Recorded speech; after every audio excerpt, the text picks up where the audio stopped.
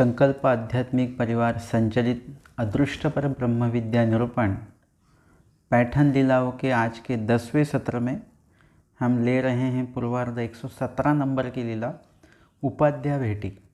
मतलब जानो उपाध्याय, इनकी और स्वामी जी की प्रथम भेंट पैठन। ग्रह सारंग पाणी भटा सांगा ते चांगदेव भट आले होते। ग्रहे सारंग पाणी भट, जिनका नाम सारंग पाणी भट था, लेकिन उन्हें ग्रह की मतलब भूत बाधा होने की वजह से उन्हें सभी लोग ग्रहे सारंग पाणी ऐसे कहते थे। उनके दर्शन के वक्त जब वो स्वामी जी से भेंट करने के लिए आए हुए हैं, उनकी जो माता है सारंग पाणी भट जी की, वो दादोजी जी से कहते हैं कि आपके मतलब आपको अगर कुछ पता होगा कि इनका जो ग्रह है, इस ग्रह से इनकी निवृत्ति कैसे होगी, इनका जो दुख है वो किस तरह से इस दुख से वो मुक्त होंगे, इस बारे में कुछ अगर आपको उपाय पता हो तो आप कृपया हमें बताइए। ऐसे ग्रहे सारंग पाणी जी की भट ने, उनकी माताजी ने, भट के माताजी ने इनसे प्रार्थना की थी, इनसे विनती की थी दादोस जी से। तो दादोस जी कहते कि मुझसे ये होगा या नहीं भी होगा, मतलब मुझसे आपको उपाय जो है वो होगा भी या नहीं भी होगा, लेकिन हमारे स्वामी जी जो है पैठन स्थित, उनसे आप अगर भेंट करते हैं तो निश्चित तौर पर आपको इसका लाभ होगा। और यही पता चलने के बाद में सब लोग यहाँ पर आए हुए हैं पैठन में, और स्वामी जी ने उनके ग्रह निवृत्ति भी उनकी की हुई है, वो लीला हमने ली थी। उनके साथ में चांगदेव भट्ट जी भी आए हुए थे बड़े ग्राम से। तो चांगदेव भट्ट जैसे ही स्वामी जी का दर्शन होता है, स्वामी जी को देखते हैं, प्रभावित होते हैं, आवड़ी वेद उन्हें उत्पन्न होता है स्वामी जी के प्रति, और फिर अपने गांव पुनः लौटने के पश्चात वो गोसावी यांच्या दर्शनासाठी मागोते गावासी गेले। फिर गांव लौटने के बाद में उदयासीची गंगेसी गेले, सुबह सुबह वो नदी की ओर गए हुए हैं। ते तो उपाध्यासी भेटले, जानो उपाध्याय, वहाँ उनसे उनकी मुलाकात हुई। जानो उपाध्याय और चांगदेव भट्ट काफ़ी अच्छे स्नेही थे, मगर ते ही उपाध्याय ते म्हणितले, वो उपाध्याय जी से कहते हैं चांगदेव भट्ट जी, जानो जानो आम्ही जैसिया पुरखाचिया गोष्टी करू तैसे पुरुष प्रत्यस्थाना आले अस्ति। वे कहते हैं हम जिन पुरुषों के बारे में हमेशा बात करते हैं, संत पुरुष, सिद्ध साधक पुरुष, महात्मा जी, वो कैसे होने चाहिए, कैसे दिखने चाहिए, उनका स्वभाव वर्तन, ऐसा जो भी हम कुछ ऐसे पुरुषों के बारे में हम बात करते हैं हमेशा, तो वैसे ही पुरुष पैठन में आए हुए हैं और मैंने उनको देखा हुआ है, मैं उनसे मिला हुआ हूँ। चांगदेवराळू गोसावी साक्षात ईश्वर पुरुष, और उनका नाम श्री चांगदेवराळू गोसावी और साक्षात ईश्वर पुरुष, मतलब सामान्य जीव नहीं है या संत जीव भी नहीं है, ईश्वर पुरुष है। वो इतने प्रभावित हुए थे चांगदेव भट्ट जी। और ये चांगदेव भट्ट जी ये सब जानो उपाध्याय जी से कहते हैं, काई सांगो त्याचे सौंदर्य, सौंदर्य में क्या बताऊं उनके सौंदर्य के बारे में। काई सांगो त्याचे लावण्य, मतलब पूरे श्रीमूर्ति का वर्णन उन्होंने किया है, उनका दिखना, उनका बोलना वगैरह सब कुछ इतना प्रभावित है। काई सांगो त्याचे सामर्थ्य, और सामर्थ्य के बारे में क्या बताऊं मैं आपको। ग्रहे सारंग पाणी को ग्रह निवृत्ति उनकी की, ग्रह से उन्हें मुक्त कराया उन्होंने। ऐसी जाओ तयाच्या दर्शना, आप आओगे क्या? चलिए, हम अगर दोनों आप चलेंगे तो हम उनके दर्शन करने जाएंगे। होका तरी तू कई जासी, वे कहते हैं कि आप कब जाने वाले हो। जानो उपाध्याय उनसे कहते हैं कि आप कब जाने वाले हो। ना पाहे, आज ही जाएंगे। तो उपाध्याय म्हटले पाहेचा दिसर आहे, वो कहते कि आज के दिन तो रुकिए, आज तो मुझे नहीं ये संभव हो सकता। माझी पास बड़ी धो घातली असे, मेरे कपड़े धोने के लिए डाले हुए हैं। ते ये दे माँ जाओ, वो धोकर आते ही वैसे ही हम चले जाएंगे। मतलब पहले के ज़माने कपड़े का मतलब इतने कपड़े नहीं होते थे, आज के ज़माने में इतने कपड़े होते हैं। लेकिन पहले ऐसा होता था जो पहना हुआ है और एक जोड़ी वो रहती, मतलब 2 जोड़ी कपड़े होते थे, एक धोया तो एक पहना हुआ है, पहना हुआ धोया तो फिर धोया हुआ पहना है। मतलब इस तरह से कपड़े की मतलब ज़्यादा से ज़्यादा 2 जोड़ी 3 जोड़ी कपड़े होते थे। तो यहाँ पर इनके कपड़े धोने के लिए डाले हुए, इसलिए अभी निकलना संभव नहीं है। तो वह कहते हैं जब वो कपड़े धुलकर आएंगे तो हम फिर निकलेंगे। ते नागदेव भट्टी आई के लिए, नागदेव भट्ट मतलब जानो उपाध्याय के बड़े भाई, वो उन्होंने ये सुना, पासवड़ी धुतली आली, पासवड़ी धोकर वो आ गई है घर पे। रात्रि दोरा घालत आती, और रात्रि मतलब वहाँ कहीं पर वो थोड़ी फटी होगी तो उसे वो सिल रहे हैं। तब लहामाईसी म्हटले, उनकी माताजी कहती है, हारे बा एवढ्या वेळा दोरा घालितासी, मतलब इतने रात गए आप ये सिल रहे हो, सी रहे हो। उदयाची घाली का, मतलब ये काम रात का करने के बजाय आप दिन में कीजिए, अभी सो जाइए, आराम कीजिए। और ये कार्य जो है वो रात में करने से अच्छा अगर आप ये सिलने का काम दोपहर में दिन में करोगे तो अच्छी तरह सिल पाओगे। तब नागदेव भट्टी म्हणतले, नागदेव भट्ट उनके बड़े भाई जानोपाध्याय को, वे कहते हैं, आओ आता हा उधळला, जाईल जोग्या भवती का पाठी। वे कहते अभी ये उधळला मतलब अभी ये मुक्त हो गया है, मतलब अभी ये बड़ा हो गया है, ये खुद के निर्णय खुद लेना जानता है, ले रहा है। और अभी इसने निर्णय ले भी लिया है, यह पैठन में किसी महात्मा जी से मिलने जा रहा है। और जाइल जोगिया भवंती का पाठी, जोगियों में रहने के लिए जाएगा या उनके साथ निकल जाएगा, अभी इसका कुछ कह नहीं सकते। उदयाची उठिले, और फिर जानो उपाध्याय सुबह ही उठे, गोसाव्यांच्या दर्शना निघाले, और स्वामी जी के भेटी के लिए, दर्शन के लिए वो पैठन की ओर निकल पड़े। और साथ में चांगदेव भट्ट जी भी हैं। उपाधि म्हटले, आई सिदोरी घाली, और निकलने से पहले वो अपने माताजी से कहते हैं, सिदोरी घाली मतलब मुझे साथ में भोजन बांध कर दीजिए आप। लहामाईसी म्हटले, सिदोरी काई करीसी, वो कहते सिदोरी क्यों चाहिए, मतलब आपको खाना बांध कर क्यों चाहिए, आप कहीं लंबा जा रहे हो क्या, मतलब यहीं के यहीं जाना है तो दोपहर तलक या भोजन तलक फिर वापस ही हो जाती है, वापस लौट कर आ जाता है बंदा। लेकिन सिदोरी तभी लेकर जाते जब दूसरे गांव जाना हो, तब सिदोरी लेकर जाते हैं। तो मतलब ये यहाँ नहीं जा रहा है, ये कहीं दूर जा रहा है, ये उनके माताजी के ध्यान में आया।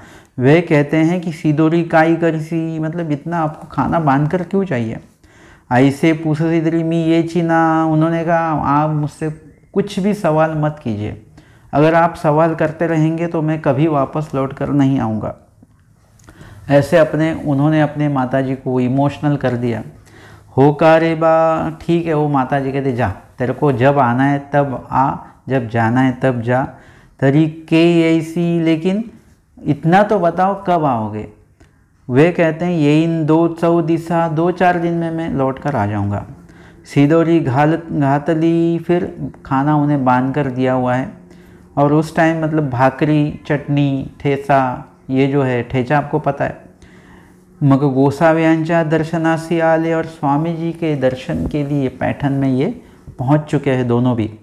गोसाव्यांसी भोगनारायणी देवळांतासन होते भीतरी आले। पैठन में हमारे स्वामी जी का जो मुक्काम है वो भोगनारायण के मंदिर में ही है। और स्वामी जी के दर्शन के लिए वो उस मंदिर में, जब स्वामी जी है तो उस मंदिर में मतलब भोगनारायण के मंदिर में वो पहुंच गए हैं, अंदर आ गए हैं मंदिर के अंदर। गोसाव्यांसी पूजा अवसर झाला आसनी उपविष्ट अस्ति, स्वामी जी का पूजा अवसर हो चुका था और स्वामी जी आसन पर विराजित थे। चांगदेव भट्ट उपाध्याय आले और चांगदेव भट्ट उपाध्याय स्वामी जी के सामने आए हुए हैं। दंडवते घातली, श्री चरणा लागले, श्री चरण लगे। गोसावी पूछले हाँ कौन, चांगदेव भट्ट जी से वे पूछते हैं कि ये कौन है साथ में, ये तो आप पिछले बार आए थे, अब ये नहीं थे। जी हाँ आमचा मैत्र, ये मेरा दोस्त है, ये मेरा मित्र है। दोपहरीचा उपारू बाईसी केला, मतलब सुबह का पूजा अवसर संपन्न हो चुका था, अभी दोपहरीचा पूजा रुसुबाईसी केला, दोपहर का पूजा अवसर अभी स्वामी जी का हो रहा है। बाईसी जी ने सब तैयारी की और वो पूजा अवसर वहाँ पे संपन्न किया। तो उपाधि बाई साते पुष्प मागी तले। अब उपाध्याय जी के ध्यान में आ चुका है कि मैंने तो कपड़े लेकर आया हूँ, मैं खाना भी लेकर आया हूँ, लेकिन स्वामी जी के दर्शन हेतु कुछ अगर मैं देना चाहूँ तो वो मैं कुछ भी नहीं लेकर आया हूँ। स्वामी जी का अगर मैं पूजन करना चाहूँ तो मैं फूल लेकर नहीं आया हूँ। उनके ध्यान में आने के बाद में उन्होंने तुरंत अपनी कुशलता दिखाई और बाईसाते पुष्प मांगी तले, बाईसा जी से उन्हें कुछ फूल मांगे हुए हैं। तयाची पत्रे वेगड़ाली के लिए, जो फूल बाईसा जी ने दिए उसके पत्ते, अगर वो फूल जो थे वो उन्होंने तयाची पत्रे वेगड़ाली के लिए मतलब फूलों की पंखुड़ियाँ उन्होंने अलग से की हुई है। तांबवटीय द्रभा होतिया, और तांबवटीय मतलब जो तांबे का पीतल का जो थाल होता है उसमें द्रवा होती है, मतलब जो दुर्वा होती है, घास जो चढ़ाते वैसा। तिया घेत लिया, वो भी साथ में लिए गए।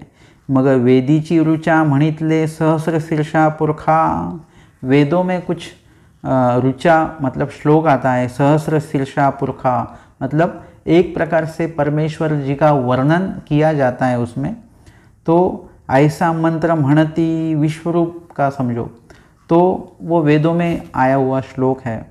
ऐसा मंत्र म्हणती, ब्राह्मणों में या वैदिक विभाग में ऐसा कुछ विधि करते वक्त कुछ न कुछ श्लोक बोलकर वो विधि किया जाता है, वैसा हो रहा था। आणि पत्रवाती मग साष्टांगी पुष्पार्चन करीत अर्चन केले, और ऐसे पत्र पुष्प सब समर्पित करते करते वो साष्टांगी पूजा अर्चन मतलब स्वामी जी के श्री चरणों से लेकर श्री मुकुट तलक उन्होंने, जैसे हम उसे अष्टांग पूजन कहते हैं वैसा अष्टांग पूजन उन्होंने स्वामी जी का किया हुआ है, लेकिन द्रव्य से नहीं। पुष्पार्चन के लिए मतलब फूलों से स्वामी जी का पूजन उन्होंने यहाँ पर किया हुआ है। मग सर्वज्ञ म्हटले बाई जीव जीवा अर्चन घडे परी परमेश्वर अर्चन कहीची न घडे। और स्वामी जी यहाँ पर एक सिद्धांत बताते हैं और साथ में वास्तव भी बताते हैं, वास्तविकता जो है वो भी बताते हैं स्वामी जी बाईसा जी से कहते हैं जीव जीवार्चन घड़े, मतलब जीव जीव का पूजन कर सकता है, जीव जीव को पदार्थ दे सकता है, जीव जीव का भजन कर सकता है, उसे भोजन दे सकता है। पर ईश्वर अर्चन ते कहीं ची न घड़े, लेकिन ईश्वर का अर्चन जो है वो जीव से ऐसे मतलब सहजता से वो नहीं प्राप्त होता जीव को। अभी हम किसी भी व्यक्ति को सहज रूप से प्रसन्न कर सकते हैं, उसकी झूठी तारीफ कर लो आप कहिए आपका मतलब दिमाग जो है काफ़ी अच्छा है, तेज चलता है, आप काफ़ी होशियार हो, आपकी आवाज़ बहुत अच्छी है, आपने जो खाना बनाया बहुत स्वादिष्ट है, मतलब ये जो है ये बातें आप उनसे झूठ मूठ बोलकर भी आप उनकी प्रशंसा झूठी प्रशंसा करके भी आप उन्हें क्या कर सकते हैं, प्रसन्न कर सकते हैं, उन्हें खुश कर सकते हैं। लेकिन अगर ऐसी झूठी प्रशंसा अगर आप भगवान की करने जाए तो हो सकती है क्या? नहीं, क्योंकि वो भगवान हैं, उन्हें पता चल जाएगा तुरंत कि आप उनकी झूठी प्रशंसा कर रहे हो। वैसे ही कोई बंदा आया हुआ है और उसका मान सम्मान करना मतलब अभी आपको करना ही पड़ेगा, आपके घर पे वो मेहमान आए लेकिन बिल्कुल आपको वो अच्छे नहीं लगते हैं, लेकिन फिर भी आपको क्या करना पड़ेगा, व्यवहार के तौर पर उनका सम्मान करना पड़ेगा। उनको बैठने के लिए आसन दिया जाएगा, पानी दिया जाएगा, उनके लिए चाय रखी जाएगी, भोजन दिया जाएगा। ये सम्मान तो आपको करना ही करना है। बहुत बार ऐसे ही होता है, 90% ऐसा होता है कि हम व्यवहार के तौर पर लेन देन करते हैं कि उन्होंने दिया था इसलिए अभी हमको देना पड़ेगा, या फिर आगे वो भी देंगे ही इसलिए अभी देकर हम मुक्त हो जाओ, हम हमारा करते हुए करके बस। मतलब इस प्रकार से आपके मन में काफ़ी बार क्रिया करने का मन होता भी नहीं है, सम्मान करने का मन होता भी नहीं है, लेकिन आपको वो करना पड़ता है। तो ये जीव को आप खुश कर सकते हैं। अगर आप मेरी झूठी तारीफ़ कर लो तो मुझे पता ही नहीं चलेगा कि आपके मन में क्या शुरू है, आप सच से मन से बोल रहे हो या सिर्फ शब्दों से बात कर रहे हो या शब्दों से मतलब झूठी तारीफ़ कर रहे हो या सच तारीफ़ कर रहे हो, मुझे पता नहीं है, लेकिन मेरा स्वभाव है क्योंकि तारीफ़ करने लग जाए तो मैं खुश हो जाता हूँ, मुझे बहुत अच्छा लगता है। जीव अपने तारीफ़ का काफ़ी भूखा होता है, तो वो मुझे पता नहीं चलेगा। मतलब आप मुझे किसी भी झूठे शब्दों से, झूठे क्रियाओं से आप मुझे ऐसे ही सहजता से खुश कर सकते हो, आनंदित कर सकते हो, मेरी झूठी प्रशंसा कर सकते हो, मुझे पता भी नहीं चलेगा। लेकिन परमेश्वर जी का पूजन या परमेश्वर जी की प्रशंसा जो है, आप वो झूठ मूठ नहीं कर सकते हो। मतलब परमेश्वर जी का जो भी कार्य करना है वो आपको मन से ही करना चाहिए। आप दिल से, मन से वो नहीं करेंगे तो वो आपको वो क्रिया लेखी नहीं लगेगी, उसका जो गोमटा लगना चाहिए, जो कर्णव अधिकार होना चाहिए, वो आपको नहीं होगी। मतलब आपने कितना भी कुछ, जैसे हमारे सारंग पंडित, हमारे तो नहीं कह सकते क्योंकि स्वामी जी पर ही उनकी बुद्धि नहीं है, हमने देखा कल ही, वो सारंग पंडित स्वामी जी का सम्मान करते थे, स्वामी जी को अपने घर पर बुलाते थे, ऐसे 60 उपहार भोजन स्वामी जी को उन्होंने दिए हुए हैं, आरोगणा स्वामी जी ने उनके घर पर की भी हुई है, लेकिन उनके मन में ज़रा सा भी श्रद्धा भाव स्वामी जी के प्रति नहीं था। इसलिए स्वामी जी कहते आदि ये था बुद्धि हुआ भी, हम पर ही उनकी बुद्धि नहीं है। और स्वामी जी के जो परिवार है, स्वामी जी की जो भक्त मंडली है, उन पर भी सारंग पंडित जी का बिल्कुल भी उनकी बुद्धि नहीं थी, उनकी श्रद्धा भक्त मंडली पे नहीं थी। क्योंकि भक्त मंडली पे ही श्रद्धा नहीं थी ये तो बात एकदम छोटी हो गई, लेकिन स्वामी जी के ऊपर ही उनकी श्रद्धा नहीं थी। लेकिन स्वामी जी का मान सम्मान तो सभी कर रहे थे। वो अगर वो किसी जीव का ऐसा मान सम्मान करते, वो जीव खुश हो जाता कि सारंग पंडित कितने अच्छे हैं, हमें हमेशा खाने पर बुलाते, हमारा सम्मान करते हैं।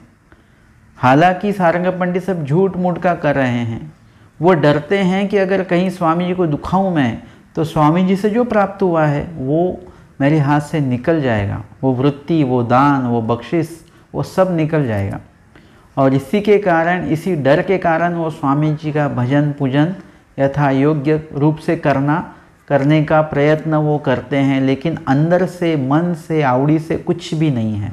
सिर्फ इस लालच के वजह से उनका वो पूजन शुरू है। इसी तरह से अगर किसी जीव का वो पूजन करते झूठा मूठा तो जीव खुश हो जाता, लेकिन यहाँ पर हमारे स्वामी जी है, उन्हें ये पता है, इसीलिए परमेश्वर जी का झूठ मूठ अगर आप कुछ भजन पूजन स्मरण करोगे तो वो आपको लेखी नहीं लगेगा। कभी कभार ऐसा होता है कि कोई तो आया हुआ है तो फिर हम लोग जानकर अपने हाथ में गाठी लेके आंखें बंद करके एकदम पूरा वो ये करते हैं, मतलब झूठ मूठ का ये पूरा वर्तन हम सामने वाले को दिखाते कि देखिए मैं कितना स्मरण कर रहा हूँ, और फिर वो माला घुमाना, ये वो सब आंखें बंद करके। अभी वहाँ पे जो जीव होता है उसे तो पता है कि मतलब वो देखता है कितने स्मरणनिष्ठ व्यक्ति है, हम आए तो बिल्कुल आँख भी नहीं खोली इन्होंने वगैरह। लेकिन ये आपने उस बंदे को फंसा दिया, मतलब उसे आपने झूठ मूठ का मतलब आपका वर्तन दिखाया, आपका झूठा आचरण आपने उनको दिखाया और वो आनंदित हो गए। मतलब वो तो आपके इसमें फंस गए, लेकिन जो देखने वाले भगवान हैं वो फंसेंगे क्या? आपने कितना भी आँख बंद करके स्मरण करने का नाटक किया तो आपको उसका गोमटा नहीं लगने वाला, कि परमेश्वर सब जानते हैं, सब वो सर्वज्ञ हैं। और इसी के कारण परमेश्वर जी का ऐसा झूठा अर्चन, झूठा पूजन, झूठा विधि हम करेंगे भी तो उसका गोमटा हमें नहीं मिलेगा, वो लेखी नहीं लगेंगे। और इसीलिए स्वामी जी कहते जीव जीवार्चन घड़े, जीव का पूजन वगैरह ये झूठा मोटा कैसे भी करो जीव खुश हो जाता है, लेकिन परमेश्वर अर्चन कहीं ची न घड़े, मतलब परमेश्वर जी का अर्चन जो है पूजन, वो ऐसे आपको सहजता से कभी भी प्राप्त नहीं होगा। प्राप्त होगा भी तो फिर भी उसमें आपके मन में ज़रा भी किंतु परंतु नहीं आना चाहिए। पूर्ण शुद्ध भाव से, पवित्र मन से आपको विधि आप करोगे तो ही विधि आपको लेखी लगने वाला है। और इसीलिए परमेश्वर पूजन करते वक्त किसी भी प्रकार का हेतु मन में मत रखिए। यहाँ पर इतना स्पष्ट रूप से बताया गया ब्रह्म विद्या में कि सहेतुक अगर आप कोई भी कार्य करते हो तो उसका फल माया देती है। निर्हेतुक जो भी कार्य आप करोगे उसका फल परमेश्वर देते हैं। तो हम लोग जो भी कुछ विधि करते हैं, पंगत करते हैं, जो भी कुछ दर्शन के लिए भी आते हैं, मंदिर में आश्रम में जाते हैं, वो उन सभी बातों के पीछे कुछ न कुछ हेतु ही होता है। कोई स्मरण भी करता है, उसके पीछे कुछ न कुछ हेतु है। अगर वो हेतु जीव देवता प्रपंच से संबंधित है तो वो अध हेतु है। अगर वो हेतु आपका परमेश्वर प्राप्ति से है या परमेश्वर जी के सेवादास से प्राप्ति से है, परमेश्वर जी के ज्ञान प्राप्ति के लिए अगर वो विधि आप कर रहे हो तो वो ऊर्ध्व हेतु है। मतलब ये जो विधि बताए गए हैं ऊर्ध्व और अध, ये जो विधि बताए गए स्वामी जी ने, तो आपको वो विधि ऊर्ध्व की तरफ लेकर जाना है, अध की तरफ नहीं लेकर जाना है। स्मरण विधि बताया है, लेकिन हम अगर हमेशा हमारा ये अच्छा हो वो अच्छा हो इसके लिए अगर हम स्मरण करते हो तो आप सहेतुक स्मरण हो रहा है, वो अध की तरफ जा रहा है। उससे आपको प्रपंच की प्राप्ति होती, न कि परमेश्वर जी की प्राप्ति होगी। इसलिए निर्हेतुक स्मरण कीजिए। कोई भी हेतु मतलब परमेश्वर जी के सिवाय परमेश्वर जी का सेवा दास्य स्मरण ज्ञान आचरण यही मिलना चाहिए, इसलिए आप स्मरण कीजिए। वो ऊर्ध्व हेतु वाला स्मरण उसे कहा जाएगा, और वही स्मरण हमें परमेश्वर जी के पास लेकर जाता है, परमेश्वर जी के सन्निधान में लेकर जाता है, और यही परमेश्वर जी का अर्चन है। स्वामी जी नामाचे 10 ठाय, आपको पता है नाम के 10 फायदे 10 लाभ स्वामी जी ने जिस लीला में बताए हुए हैं, उस लीला में हमारे आचार्य जी कहते हैं कि गोसावी स्वामी जी से कहते हैं कि आप मुझे चिंतन विधि का निरूपण कीजिए। चिंतन विधि किस तरह मैं करूं, इसका विधि विधान मुझे आप बताइए, ताकि मैं आपका चिंतन कर सकूं, क्योंकि मेरे पास आपको अर्पण करने के लिए धन दौलत द्रव्य कुछ भी नहीं है। तो आप अगर मुझे चिंतन विधि आप मुझे बताएंगे तो मामी गोसाव्याते चिंतन, मैं गोसावी स्वामी जी का चिंतन करने लगूंगा। इस तरह से उन्होंने स्वामी जी से प्रार्थना की। तो स्वामी जी कहते हैं कि आप जो कहते हो कि मेरे पास आपका भजन पूजन करने के लिए कुछ भी नहीं है, तो हम आपको बताते हैं कि देव काई से नहीं पूजावा भजावा न लगे। परमेश्वर जी का किसी भी प्रकार से भजन पूजन करने की कोई ज़रूरत नहीं होती। मतलब किसी वस्तु के माध्यम से या किसी पदार्थ के माध्यम से या द्रव्य के माध्यम से आप परमेश्वर जी का भजन पूजन नहीं कर सकते हो। ये स्वामी जी ने बताया हुआ है, मैं नहीं बता रहा हूँ। ये बात पहले तो ध्यान में रख लीजिए आप। हम लोग बहुत खर्चा करते हैं, मैं काफ़ी उपहार देखता हूँ, काफ़ी डेकोरेशन इसमें सब में खर्चा किया जाता है, बहुत पैसा वेस्ट जाता है। लेकिन आप इतना तो सोचिए, इससे परमेश्वर अर्चन हो रहा है क्या? कुछ जांच पड़ताल कीजिए, इसमें कुछ सूचित हो रहा है क्या आपको? कुछ स्वामी जी कुछ संकेत दे रहे हैं क्या? आप जो इतना कुछ कर रहे हैं, ये आपका लेख ही लगा, ऐसा कुछ आया हुआ है क्या? जो स्वामी जी ने बताया हुआ है वो विधि जब आप करोगे तो अपने आप वो मतलब 10 मिनट करोगे तो उसमें से 1 मिनट का क्यों ना हो आपको लेखी लगने ही वाला है। और इसीलिए स्वामी जी कहते हैं देव काई से पूजावा भजावा न लगे। परमेश्वर जी का किसी वस्तु या पदार्थ के माध्यम से भजन पूजन करने की कोई ज़रूरत नहीं है। वो स्मरणे चिंतने आठवने मनने कीर्तने 5 बातें बताई। स्मरण, आठवन, मनन, कीर्तन और भजन। मतलब स्मरणे चिंतने आठवने मनने कीर्तने भज्य पूज्य किंगा। मतलब इसी माध्यम से आप भगवान का भजन और पूजन कर सकते हैं। मतलब स्मरणे चिंतने आठवने मनने नाम लीला मूर्ति चेष्टा। स्मरणे नाम का स्मरण, चिंतने लीला का चिंतन, स्मरणे चिंतने आठवने नाम या मूर्ति की आठवन। हे देखिले तैसे आठवीजे, ये है आठवन मतलब याद। और मनन मतलब जो चेष्टा, जो भी आपने अंतर्मुख होकर जिसका चिंतन आपको करना है उसे कहते हैं मनन। इस प्रकार से ही मतलब यहाँ पर बात आ गई कि नाम लीला मतलब चतुर्विध स्मरण जो बताया गया है, चतुर्विध स्मरण के माध्यम से ही आप भगवान का भजन और पूजन कर सकते हो। और इसीलिए स्वामी जी कहते हैं कि जीव जीवार्चन घड़े पर परमेश्वर अर्चन कहीं ची न घड़े क्यों नहीं घड़ता है? क्योंकि हम बहुत कुछ करते हैं, फल फ्रूट पान फूल सब कुछ लाते हैं, पता नहीं कितने दिए लगाए जाते हैं, कितने फूल चढ़ाए जाते हैं, कितना पैसा खर्चा हो जाता है।